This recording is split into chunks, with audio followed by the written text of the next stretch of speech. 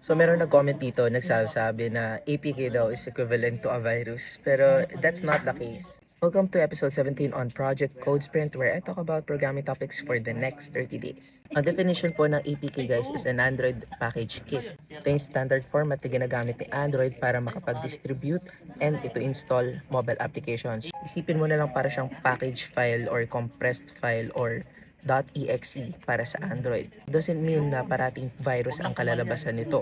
Every app that you download sa Google Play uses an APK to install. But it's not just visible. Parang kumukuha lang to directly sa Google Play Store. So, equivalent ba ng APK ay virus? No. No. Pero, if you download APKs through unofficial and unverified sources, there's a possibility, especially yung mga modded APKs. Kasi hindi naman galing to sa official sites or official developers na gumawa ng application na kinuha mo, di ba? In that sense, kailangan, kung gusto nyo mag-download ng applications, ito kayo sa mga trusted sources like Google Play or sa mga official websites nila, which is much better.